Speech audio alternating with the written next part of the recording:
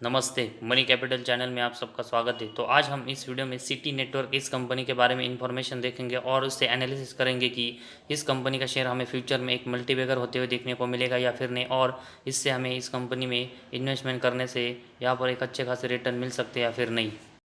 तो ये वीडियो शुरू करने से पहले अगर आपने पहली बार इस चैनल को विजिट किया है तो इस चैनल को सब्सक्राइब कीजिए, साथ ही में बेल आइकन प्रेस करके ऑल सेक्शन पर क्लिक करें ताकि आपको शेयर मार्केट की अपडेट जानकारी मिल सके।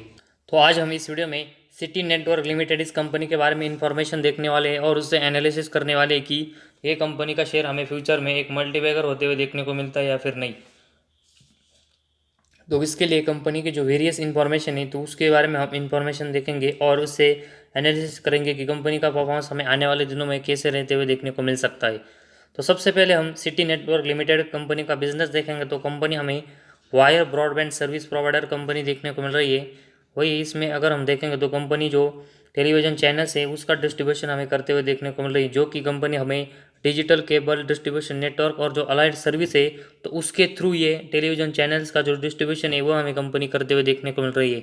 तो कंपनी का अगर हम बिजनेस देखेंगे तो सिटी नेटवर्क लिमिटेड हमें कंपनी टेलीविज़न सेक्टर में काम करते हुए देखने को मिल रही है। इसके बाद जो कंपनी के लेटेस्ट क्वार्टर 3 के हमें रिजल्ट देखने को मिले तो उसमें कंपनी कैसा परफॉर्मेंस कर रही है तो उसके बारे में हम सबसे पहले इन्फॉर्मेशन देखते हैं। तो सबसे पहले हम कंपनी का सेल्स इस क्वार्टर 3 में देखेंगे तो हमें 365 करोड़ का देखने को मिला है, जो कि क्वार्टर 2 में 363 करोड़ का देखने को मिला था। तो एक मामूली ग्रोथ हमें कंपनी के सेल्स में इस क्वार्टर 3 में देखने को मिली है। वही पिछले साल के क्वार्टर 3 का जो अगर हम सेल्स देखेंगे तो 389 करोड़ का हमें देखने को मिला था। तो उससे इस क्वार्टर 3 में अगर हम देखेंगे तो कंपनी का सेल्स में हमें यहाँ पर जो ग्रोथ है वो उसमें फॉल आते हुए देखने को मिला है। वही अगर हम सितंबर 19 से देखेंगे तो कंपनी का जो सेल्स है तो उसकी ग्रोथ हमें लगातार यहाँ पर दिसंबर 21 तक कम होते हुए देखने को मिल रही है। तो ये भी निगेटिव बात हमें इस कंपनी के लिए देखने को मिल रही है। तो सेल्स जैसे हमें डाउनफॉल होते हुए देखने को मिला है, तो इस सेल में से अगर हम यहाँ पर एक्सपेंस को घटाकर देखेंगे तो कंपनी का जो ऑपरेटिंग प्रॉफिट है वो हमें इस क्वार्टर 3 में 47 करोड़ का देखने को मिला है, जो कि क्वार्टर 2 में हमें ये ऑपरेटिंग प्रॉफिट 46 करोड़ का देखने को मिला था। तो 1 करोड़ से कंपनी का ऑपरेटिंग प्रॉफिट में हमें इस क्वार्टर 3 में बढ़ते हुए देखने को मिला है। वही पिछले साल के क्वार्टर 3 में देखेंगे तो कंपनी का ऑपरेटिंग प्रॉफिट हमें 62 करोड़ का देखने को मिला था। तो उससे अगर हम इस क्वार्टर 3 में देखेंगे तो कंपनी का जो ऑपरेटिंग प्रॉफिट है उसमें हमें गिरावट आते हुए देखने को मिली है। तो कंपनी का ऑपरेटिंग प्रॉफिट अगर हम देखेंगे तो इस क्वार्टर 3 में हमें यहाँ पर उसमें डाउनफॉल आते हुए देखने को मिला है। तो मंथली बेसिस अगर हम देखेंगे तो ऑपरेटिंग प्रॉफिट हमें थोड़ा सा बढ़ते हुए देखने को मिला है, लेकिन ईयर और ईयर बेस देखेंगे तो कंपनी के ऑपरेटिंग प्रॉफिट में हमें बहुत ही बड़ी गिरावट होते हुए देखने को मिली है। वही सितंबर 19 से ऑपरेटिंग प्रॉफिट देखेंगे तो 93 करोड़ से कंपनी का ऑपरेटिंग प्रॉफिट हमें 47 करोड़ तक दिसंबर 21 में आते हुए देखने को मिला है। तो कंपनी का जो सेल्स हमें तो कंपनी के जो सेल्स में हमें यहाँ पर डाउनफॉल सितंबर 19 से दिसंबर 21 तक आते हुए देखने को मिला है। तो उसी तरह ऑपरेटिंग प्रॉफिट भी हमें लगातार सितंबर 19 से दिसंबर 21 तक गिरते हुए देखने को मिला। तो ये भी ख़राब चीज़ हमें इस कंपनी के लिए देखने को मिली है। इसके बाद अगर हम ऑपरेटिंग प्रॉफिट मार्जिन के बारे में देखेंगे तो 13% का ऑपरेटिंग प्रॉफिट मार्जिन हमें इस क्वार्टर 3 में कंपनी के लिए देखने को मिला है, जो कि अगर हम क्वार्टर 2 में देखेंगे तो हमें उस समय उतना ही मतलब 13% का ऑपरेटिंग प्रॉफिट यहाँ पर देखने को मिला था।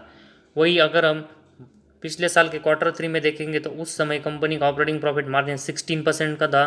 तो उससे तो इस क्वार्टर 3 में कंपनी का ऑपरेटिंग प्रॉफिट मार्जिन में भी हमें यहाँ पर गिरावट आते हुए देखने को मिली है।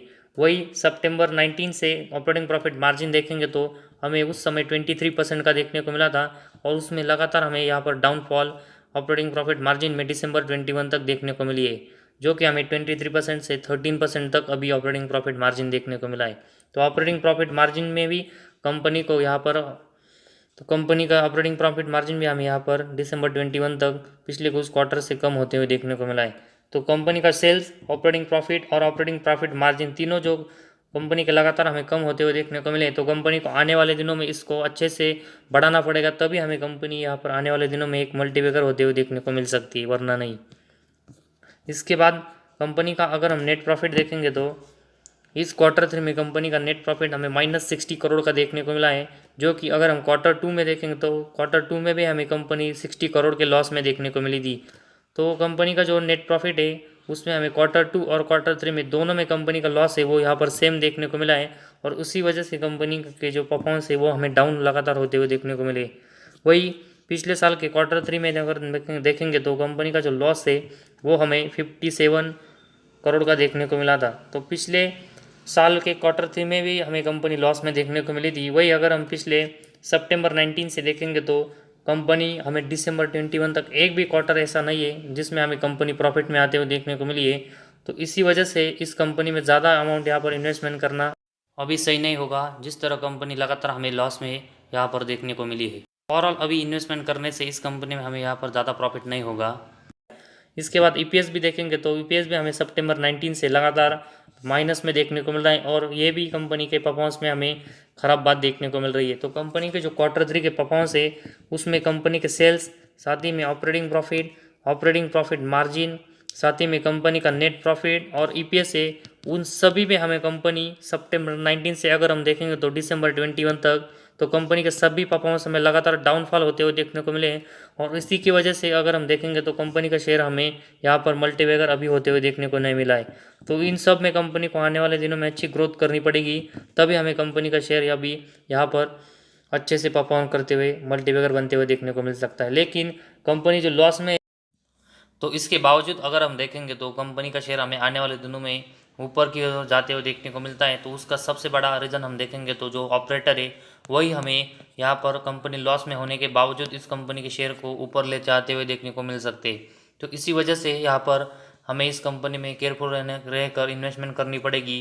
जिस तरह कंपनी लगातार लॉस में देखने को मिली है और उसी की वजह से कंपनी के शेयर अगर ऊपर जाता है तो ऑपरेटर ऐसे समय में हमें कंपनी के शेयर को ऊपर ले जाते हुए देखने को मिलेंगे और उसके बाद फिर से वो एक बड़ी क्वांटिटी बेच देंगे और उसके बाद कंपनी के शेयर में हमें लगातार गिरावट देखने को मिलेगी और लोअर सर्किट भी लगते हुए देखने को मिलेगा और हमें यहाँ पर ज़्यादा नुकसान होगा। तो इसीलिए हमें यहाँ पर इन्वेस्टमेंट करना इस कंपनी में अभी सही नहीं होगा। वही इसके बाद अगर हम कंपनी का प्रॉफिट एंड लॉस स्टेटमेंट के बारे में देखेंगे तो सबसे पहले हम इसमें कंपनी का जो सेल्स सेगमेंट है तो उसके बारे में देखेंगे तो मार्च 2010 में कंपनी का सेल्स 271 करोड़ का था। उसके बाद हमें ये लगातार उसमें ग्रोथ देखने को मिली और कंपनी का सेल्स अगर हम देखेंगे तो मार्च 21 तक ये सेल्स हमें 1537 करोड़ का देखने को मिला। तो कंपनी के जो सेल्स है उसमें हमें कंपनी एक अच्छी ग्रोथ करते हुए देखने को मिली है। उसके बावजूद अगर हम कंपनी के जो सेल्स है उसके कंपेरेटिवली एक्सपेंस देखेंगे तो कंपनी के जो एक्सपेंस है वो भी कंपनी के सेल्स के कंपेरेटिवली हमें कम देखने को मिले। और उसी के बाद ही हम देखेंगे तो कंपनी का ऑपरेटिंग प्रॉफिट हमें 1-2 साल छोड़कर लगातार यहाँ पर प्लस में देखने को मिला है। तो उसके बारे में देखेंगे तो सेल्स में अगर हम एक्सपेंस घटा कर देखेंगे तो कंपनी का ऑपरेटिंग प्रॉफिट हमें यहाँ पर मार्च 2010 से देखेंगे तो मार्च 2010 में ही हमें यहाँ पर माइनस में देखने को मिला और उसके बाद मार्च 12 में। लेकिन उसके बाद अगर हम देखेंगे तो कंपनी का ऑपरेटिंग प्रॉफिट में कंपनी हमें अच्छा ग्रोथ यहाँ पर करते हुए देखने को मिली है और ऑपरेटिंग प्रॉफिट हमें मार्च 21 में 243 करोड़ का देखने को मिला है। तो कंपनी का ऑपरेटिंग प्रॉफिट भी हमें यहाँ पर पिछले कुछ सालों में लगातार प्लस में देखने को मिला है, जो कि अच्छी बात है। इसके बाद ऑपरेटिंग प्रॉफिट मार्जिन के बारे में देखेंगे तो हमें ये मार्च 2010 और 12 में माइनस में देखने को मिला। लेकिन इसके बाद अगर हम देखेंगे तो ऑपरेटिंग प्रॉफिट मार्जिन भी हम कंपनी का यहाँ पर ठीक ठाक देखने को मिला है। तो ऑपरेटिंग प्रॉफिट और ऑपरेटिंग प्रॉफिट मार्जिन भी दोनों हमें कंपनी का यहाँ पर मार्च 2012 के बाद अच्छा देखने को मिला है। इसके बाद कंपनी का जो नेट प्रॉफिट है तो उसके सेगमेंट पर हम देखेंगे तो हमें मार्च 2010 में कंपनी का जो ऑपरेटिंग नेट प्रॉफिट है वो 176 करोड़ के लॉस में देखने को मिला। और इसके बाद अगर हम देखेंगे तो कंपनी का जो लॉस है वो हमें लगातार यहाँ पर देखने को मिला है। तो मार्च 2010 से अगर हम देखेंगे तो कंपनी एक भी साल ऐसा नहीं रहा है कि कंपनी हमें प्रॉफिट में देखने को मिली है। तो ये सबसे बड़ा रीज़न हम देखेंगे तो कंपनी के लिए यहाँ पर निगेटिव बात देखने को मिल रही है और इसी की वजह से हम इस कंपनी में यहाँ पर इन्वेस्टमेंट करने के लिए अवॉइड करना चाहिए। तो कंपनी का जो ऑपरेटिंग प्रॉफिट है वो प्लस में होने के बावजूद अगर हम देखेंगे तो कंपनी के जो इंटरेस्ट है वो चुकाने की वजह से हमें जो कंपनी का नेट प्रॉफिट है वो लगातार यहाँ पर हमें लॉस में देखने को मिल रहा है। तो कंपनी के जो बोरिंग्स है वो बढ़ते हुए देखने को मिले हैं और उसी की वजह से कंपनी का जो नेट प्रॉफिट है वो लॉस में आते हुए देखने को मिला है। तो आने वाले दिनों में कंपनी को अपने जो बोरिंग्स है वो कम करने पड़ेंगे, तभी हमें कंपनी यहाँ पर नेट प्रॉफिट में प्लस में आते हुए देखने को मिलेगी और उसके बाद ही हम इस कंपनी में इन्वेस्टमेंट के बारे में सोचेंगे। तब तक हमें इस कंपनी में यहाँ पर ज़्यादा इन्वेस्टमेंट नहीं करनी चाहिए। वही इसके बाद अगर हम ईपीएस देखेंगे तो कंपनी का ईपीएस भी हमें लगातार माइनस में देखने को मिल रहा है। तो इसी की वजह से यहाँ पर कंपनी की और परफॉर्मेंस हमें ख़राब होते हुए देखने को मिले। तो कंपनी का जो overall profit and loss statement है तो उसमें कंपनी का सेल्स, साथ ही में ऑपरेटिंग प्रॉफिट और ऑपरेटिंग प्रॉफिट मार्जिन अगर हम देखेंगे तो मार्च 2012 के बाद हमें उसमें लगातार ग्रोथ देखने को मिली। लेकिन जिस तरह कंपनी के इंटरेस्ट रेट हमें बढ़ते हुए देखने को मिले, तो उसकी वजह से कंपनी हमें लॉस में आते हुए देखने को मिली, और उसी की वजह से हमें इन्वेस्टमेंट के लिए इस कंपनी में अवॉइड करना चाहिए।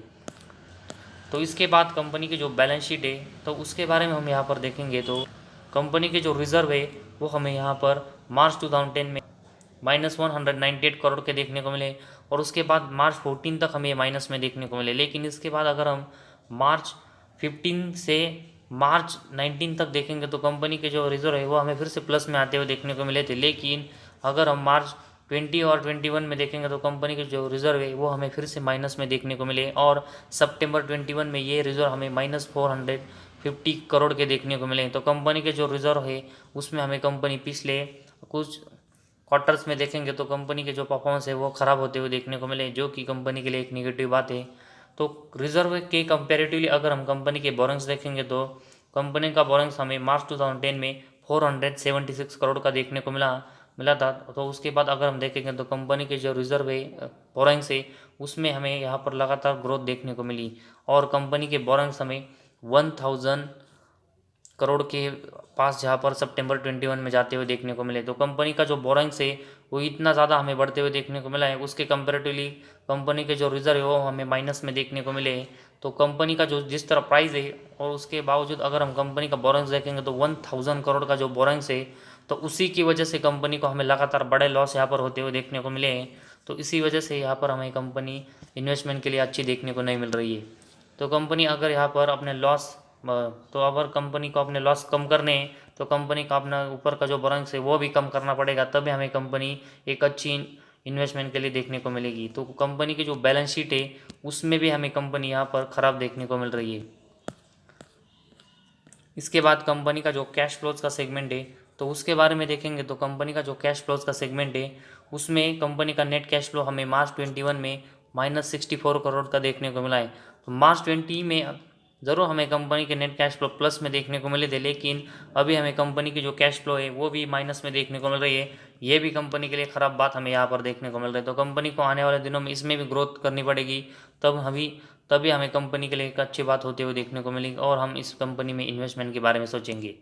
इसके बाद जो सबसे इम्पोर्टेंट पॉइंट है कंपनी का जो शेयर होल्डिंग पैटर्न, तो उसके बारे में हम यहाँ पर इंफॉर्मेशन देखेंगे तो मार्च 2022 का जो प्रमोटर है तो उसकी हिस्सेदारी हमें इस कंपनी में 6.10% की यहाँ पर बहुत ही कम देखने को मिल रही है।